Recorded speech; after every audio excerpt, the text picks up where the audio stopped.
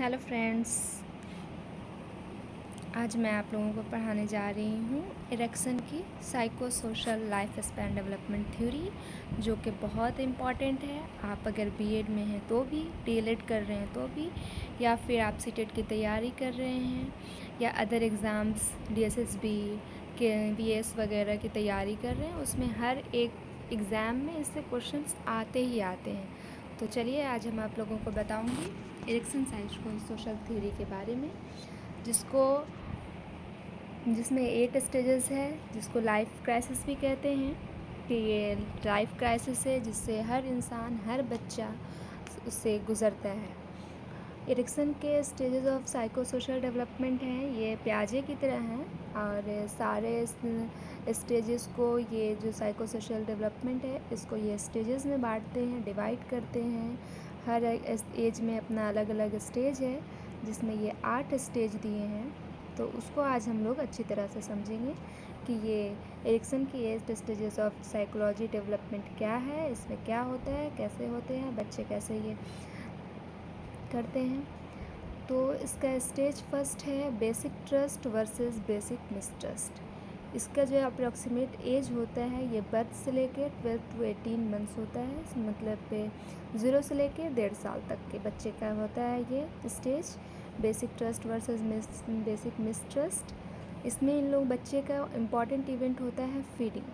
इस बच्चे को आप उनको खाने के अलावा और कुछ उनको समझ नहीं आता है, बस वो अपने सेंसर से वो सारी चीज़ को समझते हैं और वो बस, और उसमें वो कुछ नहीं है, बस उनके अंदर ये डिस्क्रिप्शन रहता है कि उनका बेसिक नीड्स पूरा हो रहा है कि नहीं। अगर उनके बच्चे का बेसिक नीड्स पूरी तरह से पूरा हो रहा है, अगर बच्चे को भूख लगी है जिस टाइम, उसको उस टाइम खाना मिल जाता है, उस टाइम उसको दूध मिल जाता है, तो बच्चे अपने माँ के साथ, अपने फैमिली इसके साथ ट्रस्ट डेवलप कर लेंगे। और अगर नहीं मिलता है, बच्चा रो रहा है रो रहा है रो रहा है और उसको नहीं मिलता है खाने के लिए, तो या फिर बच्चा बेड पर पड़ा हुआ है टॉयलेट में, इस पॉटी में, तो बच्चे उस चीज़ से फिर मिसट्रस्ट डेवलप कर लेते हैं कि उनके आसपास, उनके इसमें कोई ऐसे नहीं है जो उनके साथ केयर करें, उनको अच्छे तरीक़े से केयर करें, खाना टाइम पर दें, उनकी साफ़ सफाई वगैरह टाइम पे करें। तो इसमें बच्चे का अगर वैसा टाइम, सब कुछ उनको टाइम पे मिलता है अकॉर्डिंग टू बेसिक नीड्स उनके, तो बच्चे के अंदर माँ के इससे ट्रस्ट डेवलप होता है, अपने आप में वो ट्रस्ट फील करते हैं। और अगर ऐसा नहीं होता है तो वो मिसट्रस्ट डेवलप हो जाता है। देखिए इसमें डिस्क्रिप्शन लिखा हुआ है, the infant must form a first loving trusting relationship with the care giver और develop a sense of mistrust. अगर उनको सही तरीके से केयर गिवर, जो उनकी मदर है या फिर उनकी होममेड है, उनके साथ सही तरीके से केयर है, उनका ट्रस्टिंग रिलेशनशिप है, तो ट्रस्ट डेवलप होगा, अदरवाइज़ उनमें मिसट्रस्ट डेवलप होगा। सेकेंड स्टेज है ऑटोनोमी वर्सेस शेम और डाउट की। ये स्टेजेस होती है 18 मंथ्स टू 3 ईयर्स, 1.5 साल से लेकर 3 साल तक के। इसमें बच्चे टॉयलेट ट्रेनिंग वगैरह सीखते हैं।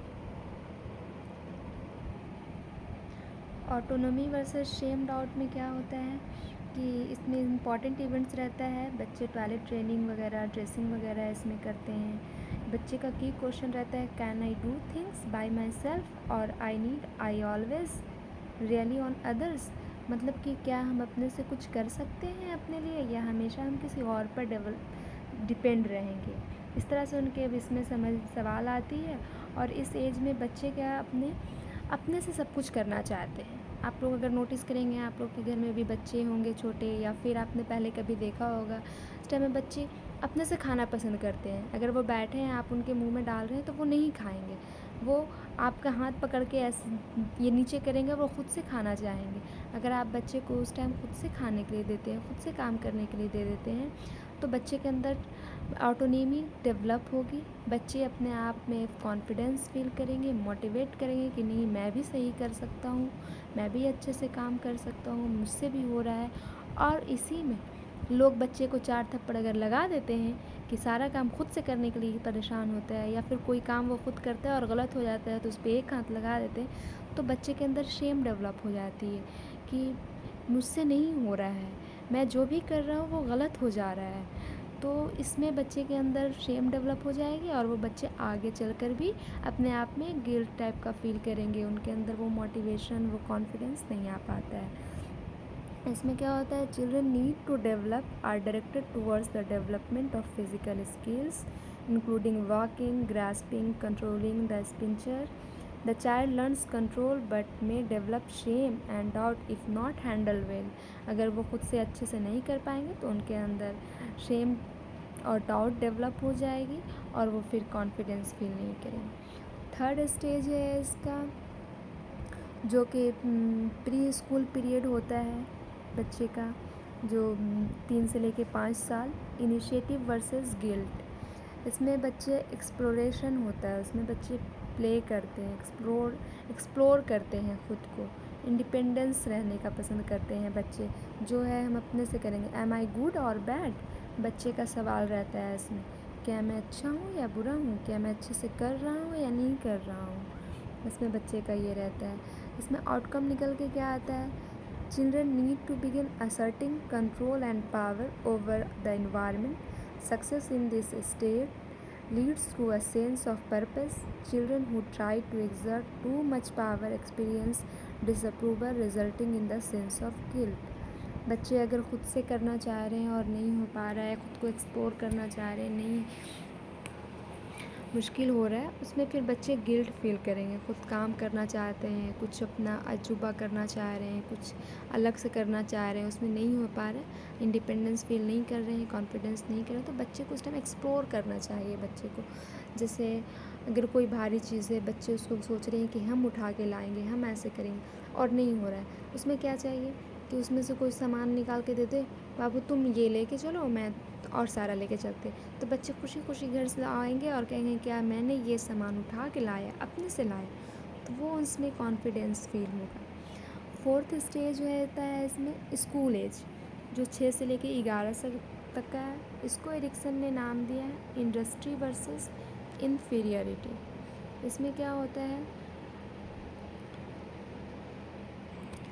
इसमें बच्चे स्कूल की एक्टिविटीज़ वगैरह में पार्टिसिपेट करना शुरू कर देते हैं। इस एज में बच्चे तो स्कूल में रहते हैं, तरह तरह की कल्चरल इवेंट्स होते हैं, उन सब चीज़ें में बच्चे अपने ये पार्टिसिपेट करना शुरू करते हैं। उनको लगता है कि how can I be good, मैं कैसे अच्छा कर सकता हूँ, मैं अपने आप को कैसे सबसे आगे कर सकता हूँ। इस तरह से बच्चे अपने आप में ये करना डेवलप करना चाहते हैं, वो सबसे आगे रहना पसंद करते हैं।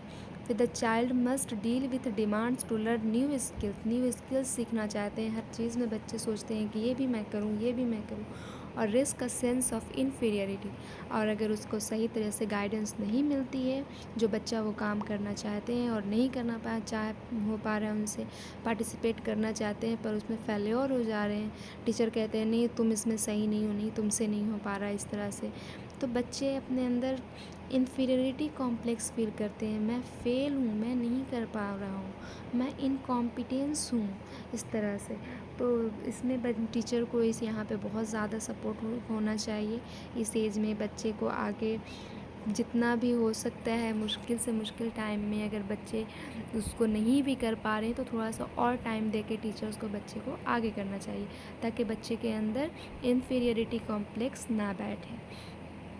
फिफ्थ स्टेज होता है इसमें, जो कि एडोलेसेंस का होता है, जो कि बहुत ही ज़्यादा इम्पोर्टेंस रखता है। एडोलेसेंस एज, इसमें होते हैं आइडेंटिटी वर्सेस रोल कन्फ्यूज़न। ये बच्चे अपने आप को पता ये करना चाहते हैं कि हम कौन हैं, क्या हैं, पहचानना चाहते हैं कि हम क्या हैं, अपने आप को किसी से मिलाना चाहते हैं कि हम कौन हैं, मुझे सारे लोग जानते हैं कि नहीं जानते हैं। सोशल रिलेशनशिप बच्चे अपने बनाना चाहते हैं इस एज में, इस स्टेज पर, कि मुझे सारे लोग जाने, मैं ये हूँ, ऐसे करके। पीयर रिलेशनशिप इसमें ज़्यादा होती है बच्चों की, अपना पीयर रिलेशनशिप, सारा कुछ उनका पीयर ही रिलेशनशिप होता है इस एज में। यहाँ तक के बच्चे पेरेंट्स को भी नहीं पसंद करते हैं, वो ज़्यादातर अपने पीयर्स को ज़्यादा वैल्यू देते हैं पेरेंट्स के आगे। ये बच्चे के आगे ये कन्फ्यूज़न रहता है, आइडेंटिटी वर्सेस रोल कन्फ्यूज़न। इसमें the teenager must achieve identity in occupation, gender roles, politics and religion. हर चीज़ में अपनी आइडेंटिटी वो चाहते हैं कि मेरी एक अपनी पहचान हो, अलग पहचान हो। देखते हैं उसमें जो बच्चे अपने आप जो रोल मॉडल तय करते हैं, जो उनको लगता है कि नहीं मैं इनकी तरह बनना चाहता हूँ, मैं अपने पापा की तरह बनना चाहती हूँ, या मैं अपनी मम्मी की तरह बनना चाहती हूँ, या फिर कोई उनके अलग लीडर हो, कोई अपने एक्टर ही ये कर लेते हैं कि नहीं मैं इसके तरह बनना चाहता हूँ, मैं ये करूँ। तो उनकी हर एक चीज़ को अपने अंदर लाने की कोशिश करते हैं। वो हर टाइम सोचेंगे कि नहीं मैं वो ही हूँ और मैं वो बनना चाहता हूँ। इस तरह से सारी चीज़ें उनकी हर एक चीज़ों का कॉपी करते हैं बच्चे इस एज में। 6th स्टेज आता है यंग एडल्ट का स्टेज है। ये 19 से लेकर 40 इयर्स तक के लिए इंटीमेंसी वर्सेस आइसोलेशन। इस यंग एडल्ट होते हैं। इस एज में क्या होता है कि लोग अपने फैमिली ये करते हैं, कोई अपने घर में सारे कुछ फैमिली रिलेशनशिप में आते हैं, लव रिलेशनशिप में आते हैं। इस एज में बच्चे या बच्चे कहो या बड़े कहो जो भी हैं इस एज के, अपने आप को एक फैमिली के इन्वॉल्व में बहुत अच्छे तरीके से वो देखना चाहते हैं कि मेरी एक फैमिली है। अपने उनके पास इंटीमेंसी के साथ वो रहना पसंद करते हैं, अपनी रिलेशनशिप को आगे बढ़ाना चाहते हैं। अगर ये उसमें सक्सेस नहीं होते तो फिर वो अपने आप को आइसोलेट कर लेते हैं, अलग हो जाते हैं। उनको लगता है कि मैं सक्सेस नहीं हूँ, या फिर इस एज तक आते आते उनकी रिलेशनशिप नहीं डेवलप हो पाती है, नहीं बन पाती है, तो वो अपने आप को आइसोलेट कर लेते हैं। फिर वो आगे नहीं कर पाते हैं, ऐसा रिलेशनशिप में नहीं आ पाते, सक्सेस नहीं हो पाते हैं। The young adult must develop intimate relationship और सफ़र फीलिंग्स ऑफ आइसोलेशन। या तो ये रिलेशनशिप डेवलप कर लेंगे या तो सक्सेस फैमिली रहेगी इनकी, अदरवाइज़ फिर ये आइसोलेट हो जाते हैं, अपने आप को फेल्योर महसूस करने लगते हैं कि मैं सक्सेस नहीं हूँ। फिर ये स्टेज के बाद आता है 7th स्टेज, ये मिडिल एडल्टहुड का आता है 40 to 65, जनरेटिविटी वर्सेस स्टैग्नेशन। इस स्टेज में रहकर जो होते हैं इस एज स्टेज के लोग, वो अपने आप पूरा वहाँ से लेकर जनरेशन तक का वो ये करते हैं कि मैं कैसी मेरी लाइफ रही, मैं कितना सक्सेसफुल रहा, मैं कितना वर्क कर पाया या फिर नहीं कर पाया। पूरा जब से उनको याद में रहता है तब से लेके वो पूरा चीज़ पे नज़र डालते हैं और उस पर सोचते हैं। अगर वो इस चीज़ में अपने आप को सक्सेस फील करते हैं कि नहीं मैं बहुत अच्छा किया हूँ, मैं अपने लाइफ में सक्सेस हूँ, तो फिर उनके अंदर कॉन्फिडेंस आती है और उनको लगता है कि नहीं मैं यहाँ पे फेल्योर हो गया था। कोई भी एक स्टेज में, अगर कोई सारा स्टेज एक दूसरे से कंबाइंड है। अगर एक स्टेज पर ऐसा होता है, एरिक्सन कहते हैं कि अगर एक स्टेज पे बच्चे के अंदर, मान लिया कि 3rd स्टेज पे बच्चे के अंदर गिल्ट आ गया, वो डेवलप नहीं कर पाए, तो उनके आगे स्टेज पे भी इन्फीरियरिटी का ही असर होगा। वो फिर आइडेंटिटी वर्सेस जो रोल कन्फ्यूज़न है, तो फिर वो कन्फ्यूज़न का ही असर उनके ऊपर पड़ेगा, क्योंकि वो आगे के स्टेज में वो डेवलप नहीं कर पाए, कॉन्फिडेंस फील नहीं कर पाए, तो वो असर आगे तक आएगा और आपके पूरे लाइफ तक चलेगा। तभी इसका नाम है लाइफ क्राइसिस। लाइफ क्राइसिस भी इसको कहते हैं, एरिक्सन की लाइफ क्राइसिस डेवलपमेंट थ्योरी। तो ये जब 7th स्टेज पे आते हैं जनरेटिविटी वर्सेस स्टैग्नेशन पर, तो ये अपना पूरा ये करते हैं कि मैं अपने लाइफ में कैसे कैसे किया, कैसे कैसे नहीं किया, क्या मैं सक्सेस हूँ, क्या मैं सक्सेस नहीं हूँ। अगर ये के हिसाब से सवाल का जवाब उनको मिल जाता है, उनको लगता है कि हाँ मैं सक्सेस हूँ, तो वो अपने ज़िंदगी में और आगे बढ़ते हैं। और उनको लगता है कि नहीं मैं तो ये नहीं कर पाया, मैं ये बनना चाहता था, मैं ऐसे करना चाहता था, मैं ऐसे नहीं कर पाया, मैं फेल्योर हूँ, मैंने अपनी पूरी ज़िंदगी गुजार दी ऐसे ही, कुछ नहीं कर पाया। तो वो स्टैग्नेट कर जाते हैं उस एज में आगे। वो फिर मतलब वो सोचते हैं कि मैं बेकार, मेरी ज़िंदगी बर्बाद हो गई। और जो नहीं सोचते हैं ऐसा, जो जनरेटिव होते हैं, वो पेरेंटिंग मॉनिटरिंग करते हैं अपने लाइफ में और उसके बाद अच्छा फील करते हैं अपने आप पे। फिर वो जब 8th स्टेज में जाते हैं तो वो एज होती है इनकी मैच्योरिटी एज, वो 65 से लेके डेथ तक होती है। इसमें ये स्टेज का नाम होता है ईगो आइडेंटिटी वर्सेस डिस्पेयर। तो वो बड़ा कॉन्फिडेंस फील करते हैं, वाह मैंने ऐसा किया अपने लाइफ में, मेरी लाइफ इतनी सक्सेसफुल रही, मैं बहुत अच्छा किया, अब मैं मर भी जाऊंगा तो मुझे किसी बात की टेंशन नहीं, मैंने अपना सारा काम कर लिया। वो सेटिस्फाइड है अपने लाइफ से, वो सेटिस्फाइड है अपने जनरेशन से।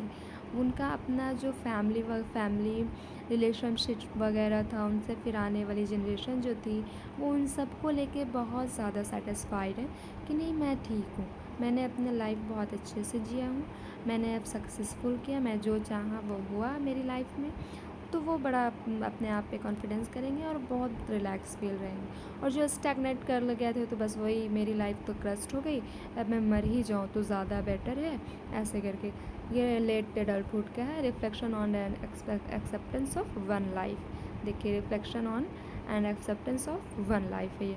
The culmination in a sense of acceptance of one self and sense of fulfilment. ये इसका ये इरिक एरिक्सन की 8 स्टेज थी, जिसको मैंने आप लोगों को समझाया। इसकी कुछ क्रिटिसिज्म भी है, क्योंकि हर चीज़ में तो होता ही है, कुछ भी अच्छा कर लो यहाँ तो क्रिटिसिज्म रहेगा ही रहेगा। तो इसमें कुछ लोगों ने इसमें कहा है कि ये एज रिजिड है, मतलब age rigid in the sense कि हर चीज़ स्टेज पे है, एज वाइज है। कि फर्स्ट स्टेज जो है बेसिक ट्रस्ट वर्सेस मिसट्रस्ट, वो 0 से लेके 1.5 साल तक के बच्चों के लिए है। फिर जो autonomy versus Shem and doubt है, वो 1.5 से लेके 3 साल तक के लिए है। तो ये स्टेजेस पर है, बल्कि ऐसा नहीं होता है। लोगों ने कहा कि ये तो कंटिन्यूअस है, development is a continuous process, not in a stage. वो स्टेज वाइज नहीं डिवाइड होती है, वो कंटिन्यूअस है, ऐसा नहीं है। फिर लोगों ने कहा कि ये तो कल्चर पे का भी इस पर इफ़ेक्ट कर पड़ सकता है, जिसको इरिक एरिक्सन ने डायरेक्ट इग्नोर कर दिया है।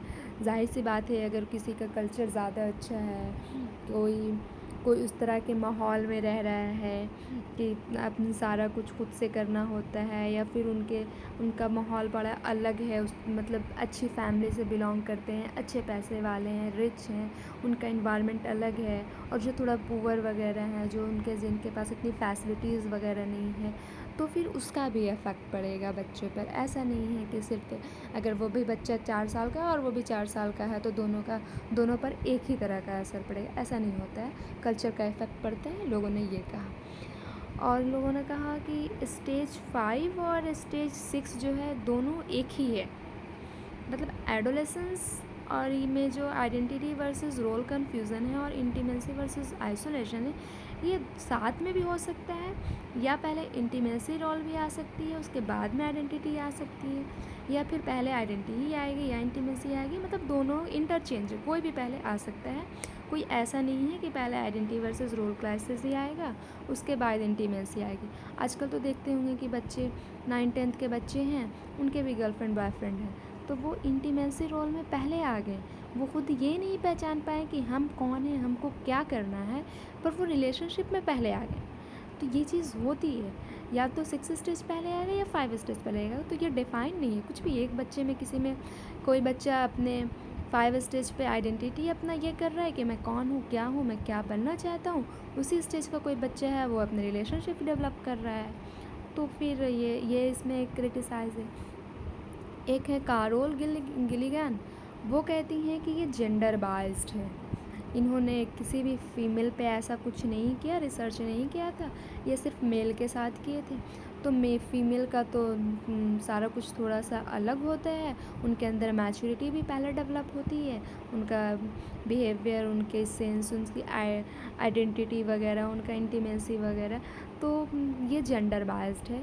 एरिक एरिक्सन ने ये नहीं किया, सिर्फ मेल के साथ ये रिसर्च किया और फीमेल के साथ ऐसा नहीं किया, तो फीमेल अलग है।